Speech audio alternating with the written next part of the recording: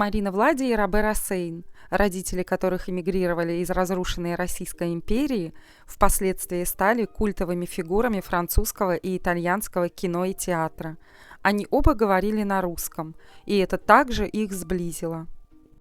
Марина Полякова-Байдарова-Влади всегда говорила: «Я русская, только с французским паспортом». Я считаю себя русским, хотя во мне много разной крови намешано.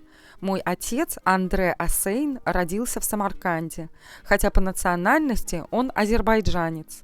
Это слова Робера Осейна. Его мама Анна Миневская, дочь банкира из Киева. В семье говорили на русском языке.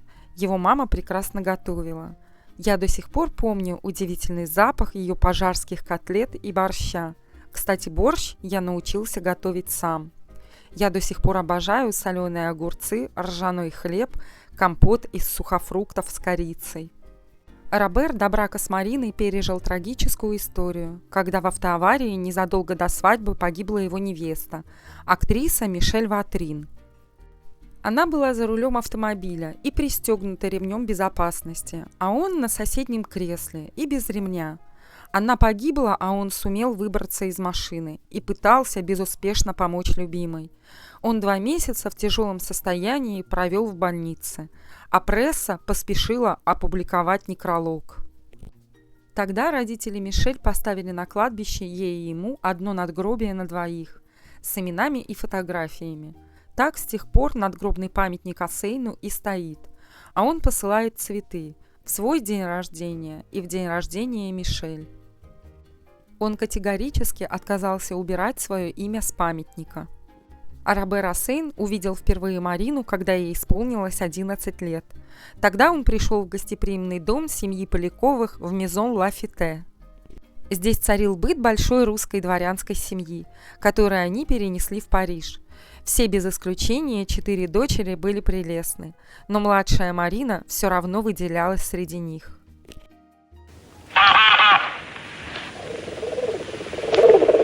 Паскуале не видит. Животные, они как люди. Что видят? Нас видят. Но все равно не понимают. Марина была похожа на белокурого ангела. Золотистые волосы, необыкновенно лучистые голубые глаза, хрупкая и нежная, но в то же время острая на язык и смешливая. Девочка уже успела сняться в кино, в картине «Летняя буря». Дебют был успешным. Следующая их встреча произошла спустя несколько лет. Робер играл в театре «Ренессанс» главную роль в спектакле «Веревка», и сестры Поляковы пришли на спектакль. Девушки заглянули в гримерку к Роберу сказать несколько теплых слов. Он не мог отвести глаз от Марины, которая расцвела и стала настоящей красавицей. И в этом нет ничего удивительного. Действительно, у Марины Владимировны лицо королевы. На этом лице, как в открытой книге, читается достойный образ жизни предков. Прямые, четкие линии, идеальные пропорции, здоровье, порода и естественная красота.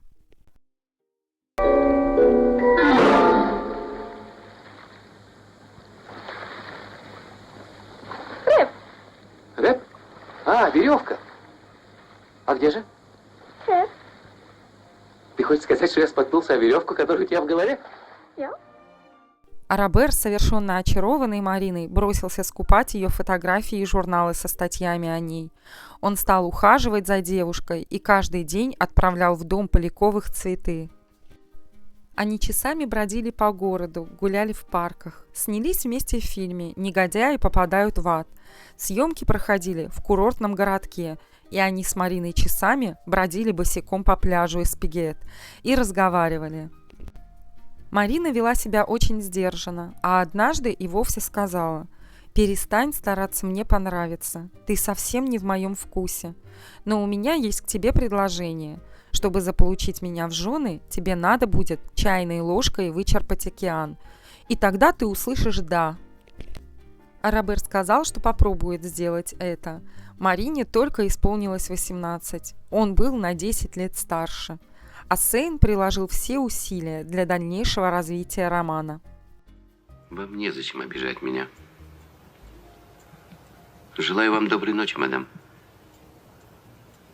Я много слышал о вашей красоте. Она выше всяких похвал.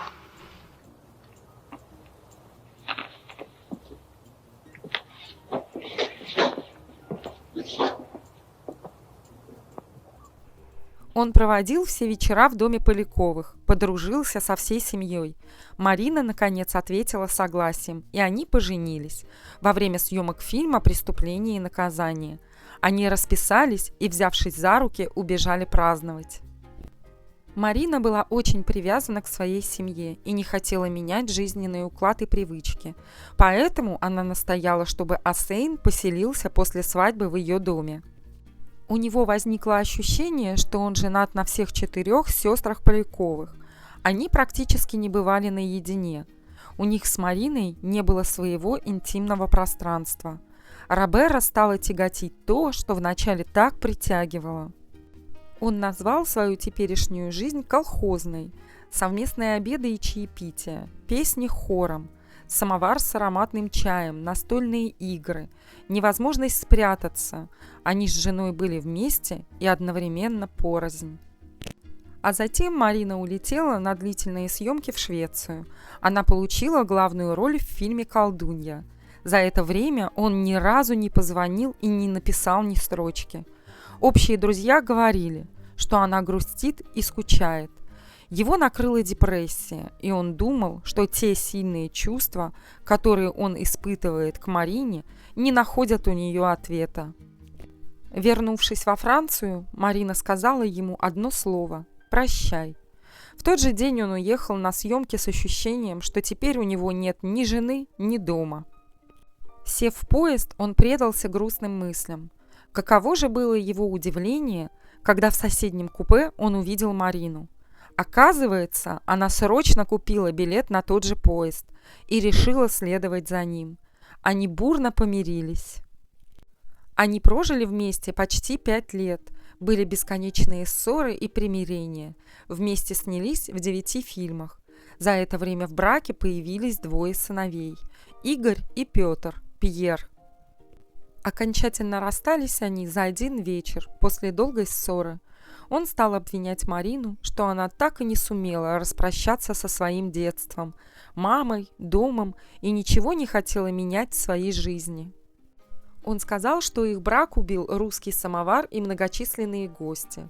Скорее всего, он просто не мог простить красавице ее успеха и не мог забыть время, когда она его отвергала и смеялась над ним.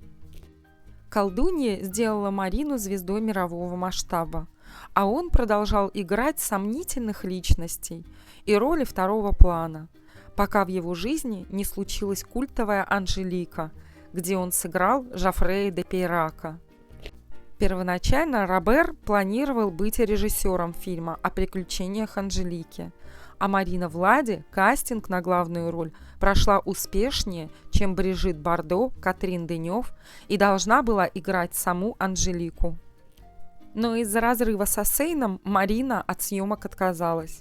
В итоге роль Анжелики досталась Мишель Мерсье, а Осейна уговорили сняться в роли хромого героя-любовника Пейрака. С этого фильма и началась его сумасшедшая популярность и всемирная женская любовь.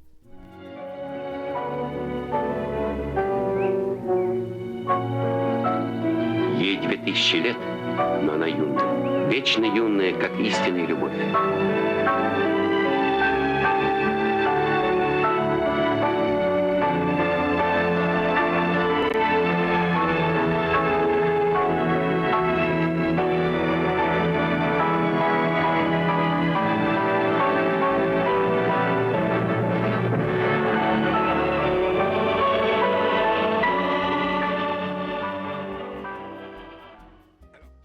Фильм имел такой невероятный успех, что вслед за первой частью сняли еще 4.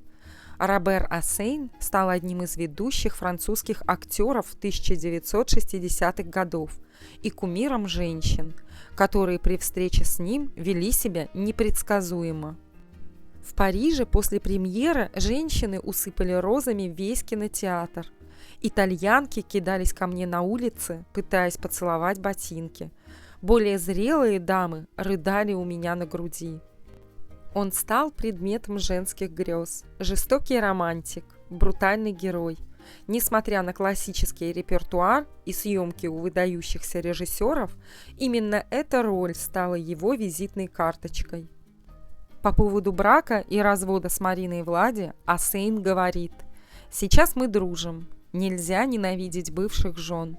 Я наблюдал, как она была счастлива с Высоцким. Мы несколько раз встречались в Париже». Фраза Чехова «скучно жить на этом свете, господа» не про Высоцкого.